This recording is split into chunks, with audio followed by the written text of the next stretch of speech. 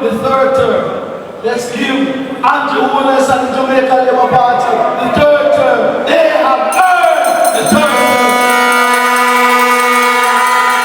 Never in the history of this country a government can go back to the people and say, look at our record. Look at what we have done for the people of this country. From Manderville to Kingston every day to work. And I call it the Holness leg of the highway. Because when I reach there, I travel for free. Because it was built by Holness and the Jamaica Labour Party. When I reach the toll of the highway, I have to fork out the $240. When I reach the million toll of the highway, I have to fork out $730 because PMP borrow money and build that, and we cannot benefit from what they did. It's the first time in our history we have a government that works for the people. Labor rights. Let's welcome the Minister of Transportation, the Minister of Defense,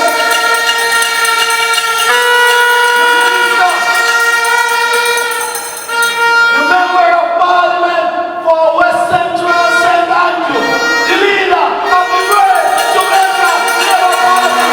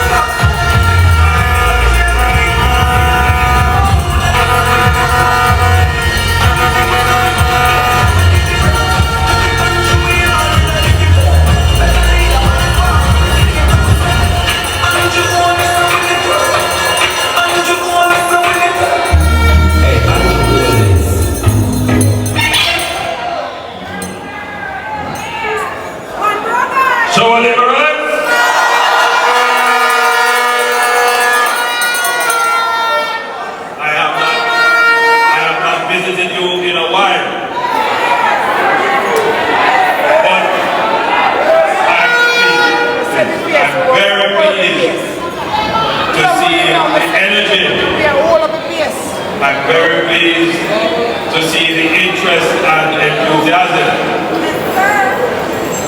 And I want to officially welcome your new caretaker, Adrian Beard.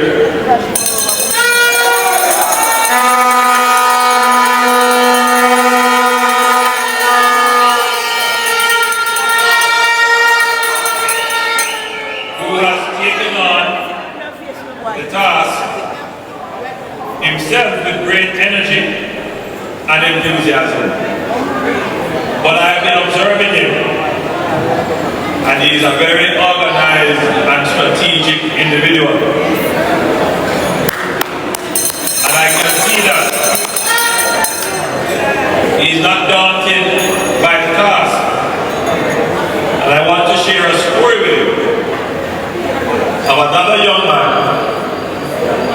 some 27 years ago, who took on a seat that was held by the other party for several years, and they had won it by over 4,000 votes before. And I'm pleased to say that that young man at the time took on the seat with great energy, great enthusiasm, paying attention to organization and strategy. And now today, that youngster is the Prime Minister of Jamaica.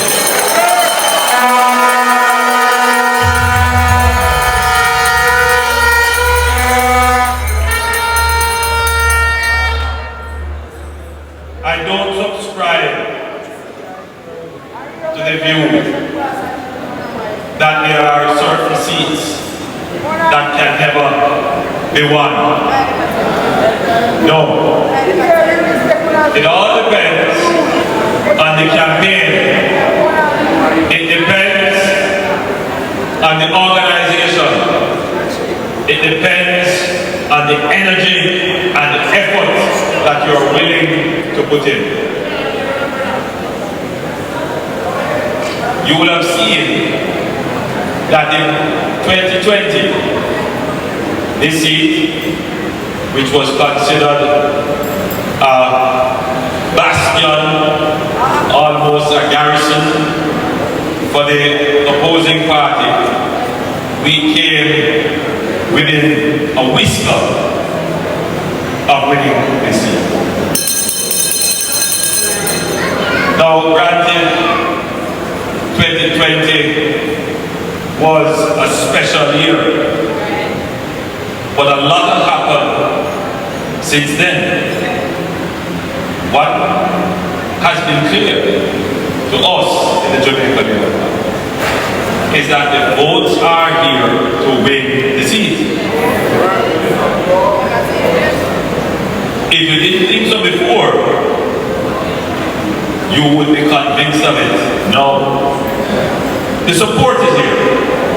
The voters are here. What you need now is leadership and organization. Yes.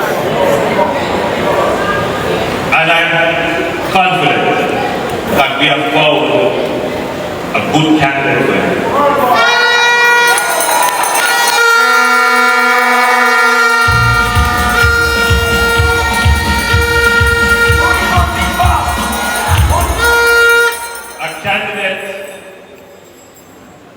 Wants to represent. When I sat with him, interviewed him, heard his background, it was clear to me that representation is in his blood. Yes. That is something he wants to do.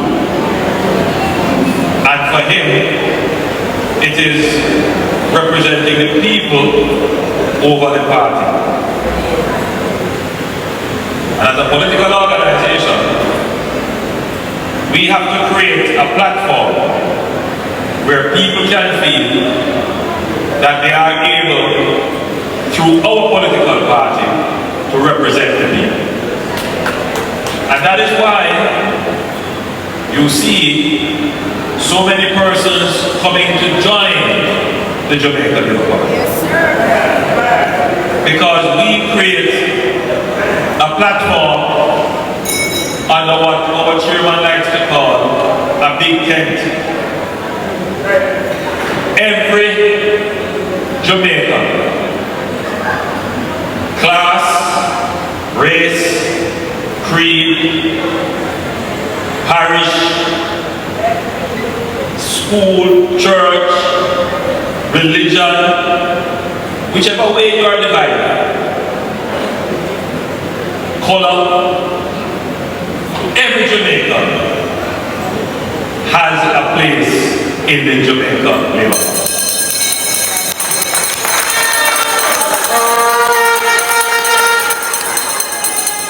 We are Jamaica's political party.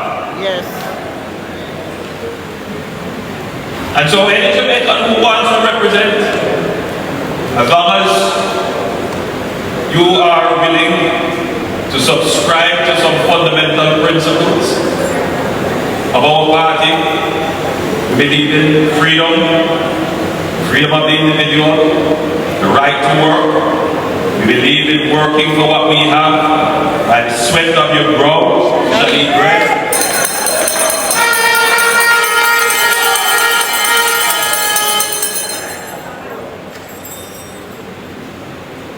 We believe that every Jamaican has a right to be prosperous, a right to self-fulfillment. As all of you who have come here, you come, yes, out of dedication to the party, loyalty to the party, but always in the back of your mind, your support can only be realized in a meaningful way if it translates into improvement in your own life, into the lives of your children, the community, and the nation. So, we understand this, and so we painstakingly find persons who we believe can represent the vision and mission of the party, who can adequately, loyally serve the people's interests and help us to achieve our dreams and desires. I know in this constituency you have the challenges like right across the world. Roads, issues to do with water, housing, healthcare, education, cost of living. I know you struggle with these things,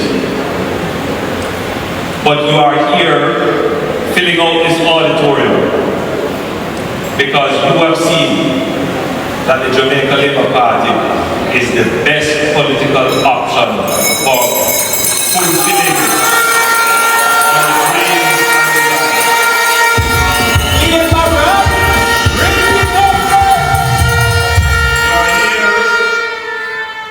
You're here because you have seen the evidence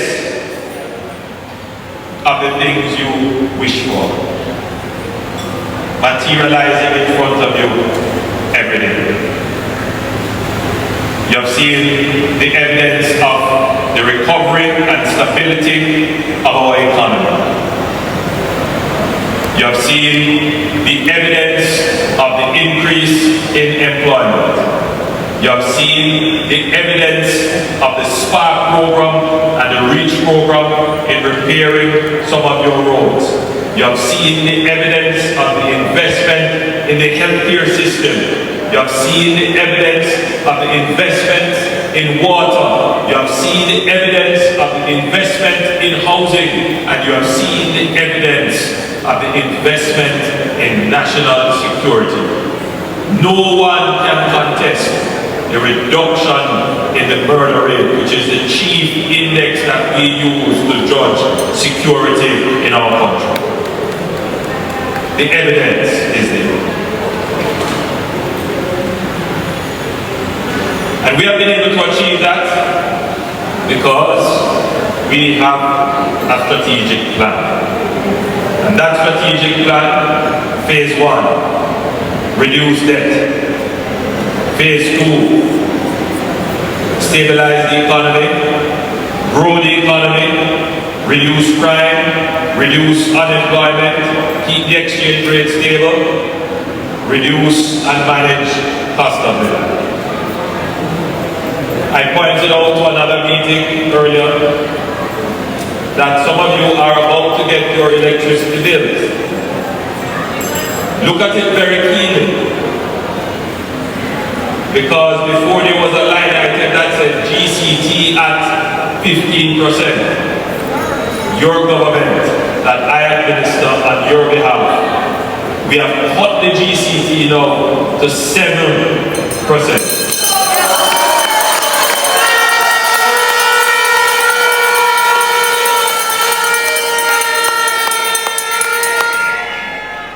Some of you, you'll get a little break for the summer while your kids are at home. But come September, you will not only have to deal with school fees and books, but the bus fare. I just saw some pictures today of the school buses being offloaded at our port. So very soon, you are going to see these school buses now. For the first time in Jamaica, there will be a rural school bus system.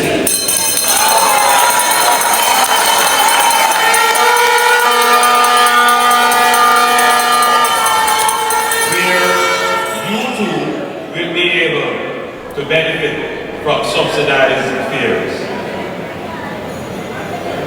So the benefits of the good economy that we have created, we are using it back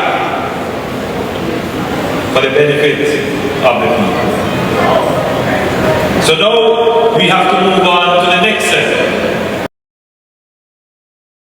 chapter of this wonderful recovery story of Jamaica that the Jamaica Labour Party has written. And the next chapter is to, one, increase the pace at which services are delivered to the people of the country. Now you are saying, my road has not been fixed for 30 years. One man I met yesterday said, this road has not been fixed since my dad. Some of you are saying, I have to wait long when I go to the hospital. Some of you complain about long lines and waiting time when you have to get your part benefits. So the next chapter of the Jamaica Labour Party government is to make government more efficient and faster, so that the benefits that you have been waiting on, you don't have to wait so long. So whether it is, always be aspirational, always look for the best, but you have to be practical, and so you can't punish us for not being perfect. You have to compare us to what went before. Compare us to our competitor. What did they do? And they can't say they did what we have done. And what I have listed here is just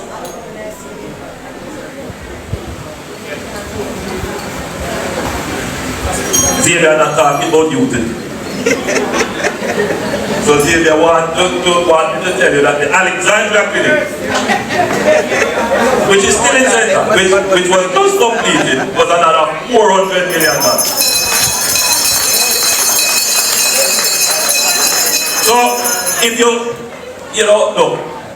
can decide to believe the story that not one, or you can get informed and see that a lot has happened. And I'm just talking here for the parish of Center. So there are two messages that you should take away from this. One is that we are investing in your healthcare system, we are investing in your roads. Minister Samuda told you, oh, we are investing in your water. That's one. But number two, it is sustainable. So if you were not a benefit, you were not a benefit, you were not a benefit.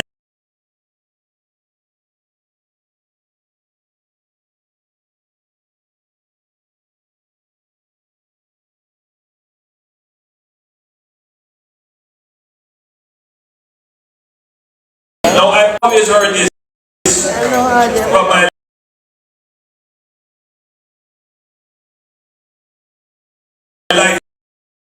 lifetime here in Jamaica.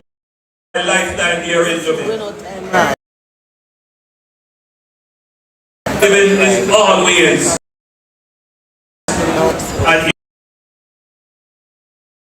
issue. We went through a crisis that persons don't acknowledge enough, but you need to appreciate it because you have to know those that depend on you. After COVID, we had nothing to do with the global inflation that we have to fight it. And that global spike in inflation caused a rise in the cost of living here in Jamaica. And that affected a lot of people. It made a lot of people miserable. Because when you go to the supermarket, and every week you go, the price is increasing, the price is increasing. Of course you're going to get upset. But your government is aware of this, and we try to figure out how can we push on? What can we do to ease the burden on the household? I don't know how many of you look on your electricity bill. I don't know, some of you have different electricity bill cycles. But if you look at your electricity bill, some of you will see that the GCT rate on electricity has moved from 15% to 7%.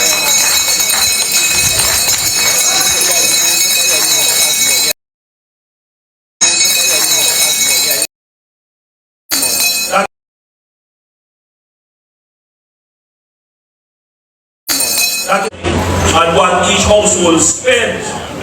But it's not just that, we are doing some other things. We are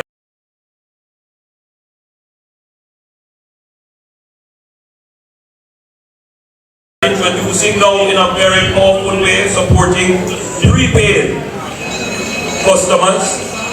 We are assisting persons in a significant way with the wiring of their houses so that they can get onto formal electricity. We're doing quite a number of things to help with the impact of the cost, because we know that when you take the average basket of goods, the one thing you can escape is light. The one you light. So we see what we could do to reduce it.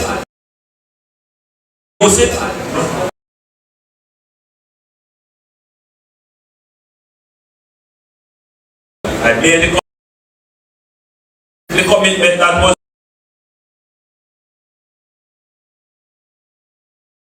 made. The commitment that was made.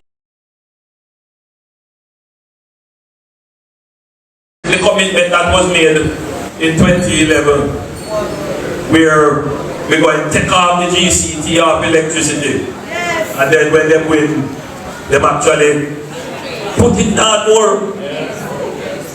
No, we have made a commitment because we know what the budget is and we have been able to reduce it. Everything in their pockets. Yes.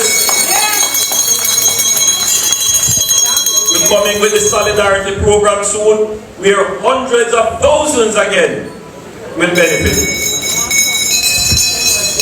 But Minister Samuda also spoke about what we did with the water balance amnesty.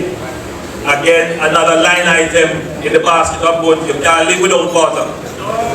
And he told you the thousands of Jamaican households that would have benefited from that amnesty. You see what we have done?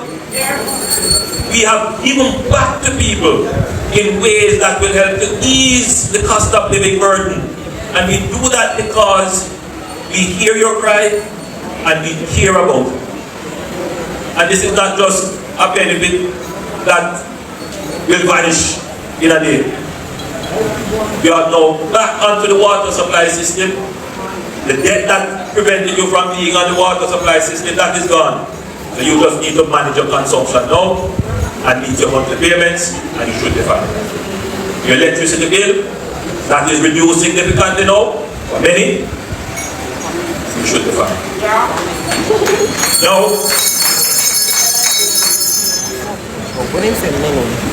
we know that it's not just cost of living is an issue. The cost of doing business is also an issue. And what we did, we gave a tax amnesty essentially to businesses, and many businesses benefited from it. And we are going to announce very shortly a water amnesty for small and micro, small and medium-sized enterprises. So that those who are in business, but because they can't pay the water bill, their business, they have to close or they have to shut it down or it's having an impact on them. We are now going to announce that.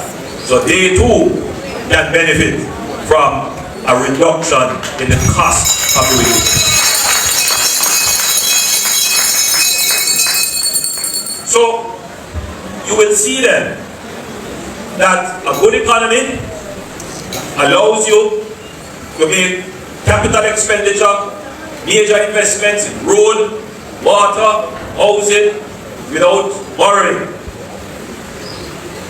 A good economy gives you the stream of revenues to be able to make the investment in maintaining them over time, so that you will constantly have a better standard of service. But a good economy also allows the government to show you how much they care by giving back to you with the reduction in electricity bill, amnesty for water. But the one that I am most proud of is that there was an inequality, an inequity in our system, where if you live in Kingston and you're going to school, you are able to benefit from a subsidized fare. Households who live in rural areas have to pay more for their children to go to school, because we don't have a centralized bus system as we do in Kingston and some other urban areas. What have we done with the benefits from the economy? We are now going to be the government to, for the first time, establish a rural school bus. I just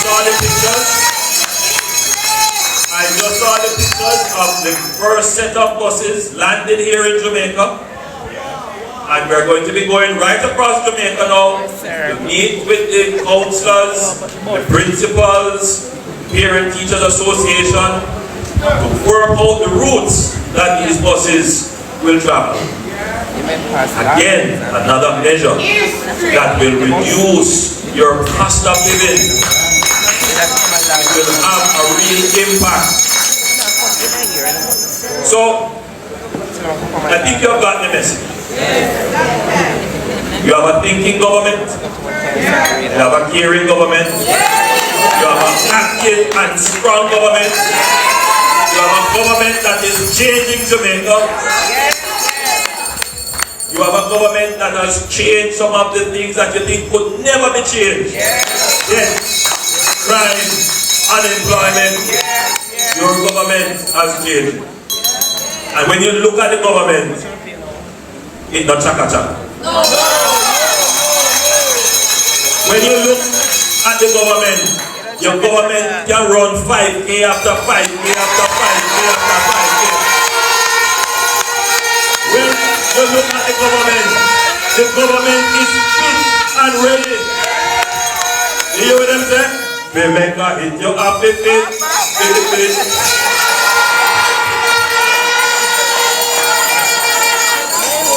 So, we have every reason to put ourselves at the mercy of the Jamaican people, for them to cast judgment on us, because we know that we have performed. The third term is not an entitlement. It is not a foregone conclusion.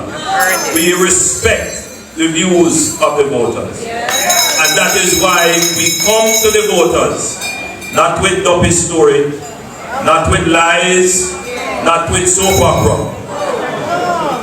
but we spend the time discussing the real issues that matter to you. And we will not be distracted. We won't get involved in gutter politics and negative politics. We bring the facts to you. And on the strength of the facts, that's all we can do. After a while, as a man, you realize that you have a limit. You do your best, and then you put the rest in the hands of God. And I know that the hand of God is working in this nation. God bless you, and thank you.